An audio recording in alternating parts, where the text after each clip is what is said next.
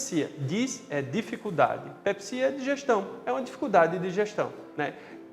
A gente caracteriza a dispepsia aqueles pacientes que têm dor aqui no estômago, uma dificuldade para digerir a comida, um empachamento ou uma queimação no estômago, tá? Então, se você tem algum desses sintomas, você se enquadra como um diagnóstico de um paciente dispéptico, tá certo? As causas podem ser orgânicas e funcionais, que a funcional é a gastrite nervosa. A principal causa de dispepsia orgânica é a infecção pelo H. pylori, tá certo? O H. pylori e os anti-inflamatórios, eles causam uma inflamação na mucosa do estômago. E essa inflamação de forma crônica, ela causa muitos sintomas de desconforto. No caso específico do H. pylori, ela pode evoluir para um câncer de estômago. Então, todo paciente que tem sintomas dispépticos, mais de 45 anos, ou pacientes que tenham algum sinal de alarme, como entalo, engasgo, dor ao deglutir, perda de peso de forma não explicada, se o seu sintoma de azia, de queimação, lhe desperta à noite, ou se você tem sangramento nas fezes, ou ainda se tem vômitos frequentes, ou algum familiar de primeiro grau, pai, mãe, irmãos, com câncer gástrico ou câncer de esôfago, você tem que ser submetido a uma endoscopia para melhor avaliação. O tratamento, ele vai ser de acordo com a patologia apresentada.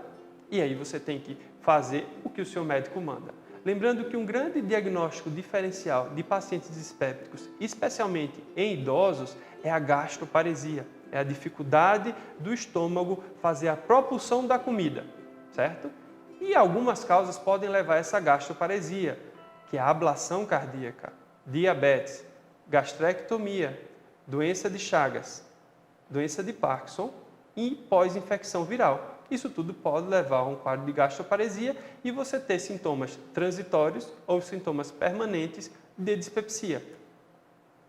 A diarreia crônica ela é caracterizada por mais de 3 evacuações líquidas ao dia, por pelo menos 4 semanas, tá certo? Muitas patologias causam diarreia crônica, tá certo? Habitualmente, a gente divide a diarreia crônica em uma diarreia aquosa e uma diarreia inflamatória, quando tem muco ou tem sangue. Quando a gente tem uma diarreia aquosa, a gente pensa habitualmente em intolerância alimentar, seja uma intolerância à lactose ou uma intolerância à frutose, tá? No tratamento disso, como é que você pode perceber no seu dia a dia? Se você faz um consumo de leite e você tem sintomas, barriga inchada, muitos gases e diarreia. Se você tiver, você pode fazer até um teste terapêutico. Corta o leite ou troca para um zero lactose e vê se os sintomas melhoram.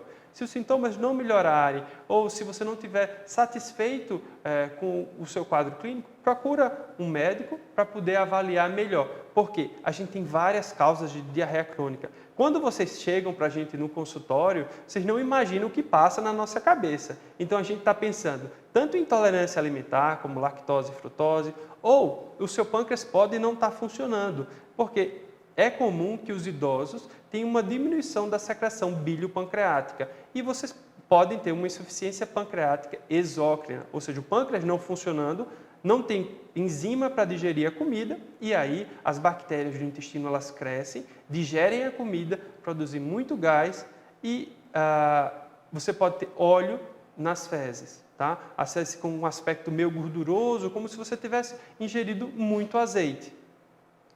Infecções por bactérias, especialmente aqui eu abro um parênteses para falar do Clostridium. O Clostridium é uma bactéria que pode causar uma diarreia, geralmente é uma diarreia aguda, ou seja, até 14 dias, ou subaguda, que é aquela vai de 14 dias a 28 dias, em pacientes hospitalizados, acamados ou que passem muito por internações hospitalares. Isso é comum, a gente vê em idoso, né? Então, pacientes que usaram antibióticos recentemente e têm um quadro de diarreia após o uso de antibiótico, tem que acender uma luzinha, porque pode ser uma diarreia por Clostridium. E nesse caso, o diagnóstico ele é feito através da coleta de fezes e fazendo a pesquisa da toxina do Clostridium, que hoje até ele mudou de nome, não é mais Clostridium, é Clostridioides, mas isso pouco importa.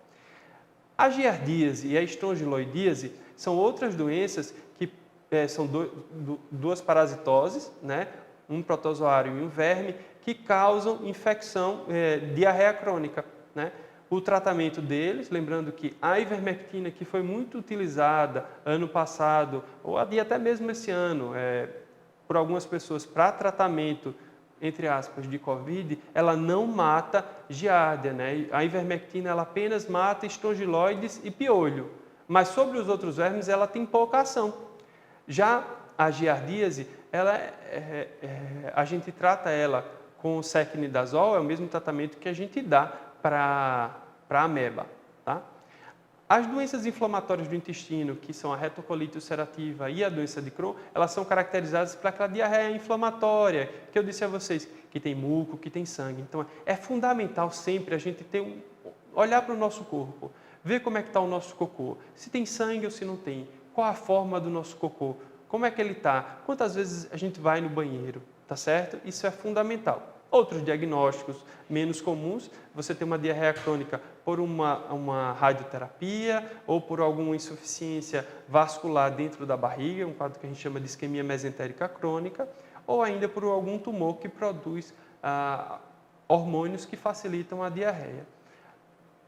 Uma dica para a gente pensar nisso são naqueles pacientes que têm uma diarreia que acorda a pessoa à noite. Qualquer patologia que você tenha, que desperte você do sono, merece ser avaliada. Se você tem uma dor torácica que lhe desperta à noite, merece uma consulta com o geriatra e o cardiologista. Se você tem falta de ar que lhe desperta à noite, merece uma consulta também. Da mesma forma, dor de estômago e diarreia. A constipação, que é o lado oposto da diarreia, ela ocorre em cerca de 13% dos pacientes no Brasil. Ela tem essa prevalência, né? Ela é mais comum em mulheres com mais de 60 anos, que fazem pouca atividade física, que têm baixa renda, ou seja, tem uma menor possibilidade de acesso a frutas, verduras, uma melhor variedade na dieta, e que tem baixa escolaridade. E ela aumenta com a idade, sendo mais comum em mulheres do que em homens, né? A gente caracteriza a constipação pela presença de sintomas como esforço evacuatório, ou seja, você tem que fazer força para fazer cocô. Ou você tem fezes ressecadas, tipo Bristol 1 e 2. O que é isso? É aquela fezes tipo cabritinho, ou um cocô mais duro, bem segmentado. Um cocô que tem um formato de salsicha com pouca reentrância, ou tipo pasta de dente, ou consistência tipo pasta de dente, isso é um cocô normal. Já um cocô que é bem mole, aos pedaços, ou você faz aquela papa, isso daqui é um cocô que você tem um hábito intestinal mais diarreico. E quando você tem água, sempre é patológico, sempre tem que ser investigado. Então, na constipação, a gente falou já do esforço evacuatório, do padrão das fezes, tipo síbalos, que é tipo cocô de cabritinho, ou uma sensação de evacuação incompleta, ou ainda de que você não fez tudo que queria ter feito, não é isso? Ou ainda você precisa fazer de alguma manobra digital para levantar o assoalho pélvico para o cocô descer, tá? Ou menos que 3 evacuações por semana. Se você tem mais de 2 destes critérios, então esforço evacuatório, fezes tipo cabritinho, evacuação incompleta, sensação de obstrução na saída do ânus, manobras digitais para o cocô sair, ou faz menos que 3 vezes por semana o cocô, você é constipado, 2 dos 6. Então, da mesma forma que a gente divide as diarreias crônicas em várias causas, a gente divide as causas de constipação.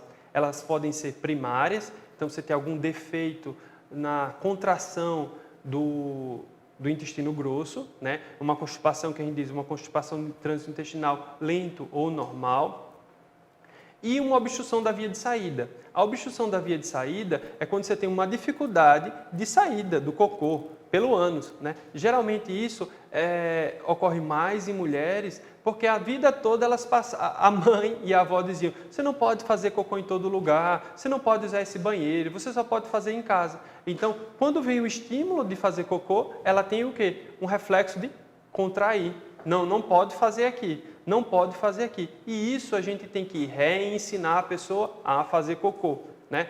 Além disso, muitas mulheres tiveram muitos partos vaginais e os partos vaginais, eles alteram a musculatura do assoalho pélvico, sendo necessária uma avaliação pormenorizada nesses casos.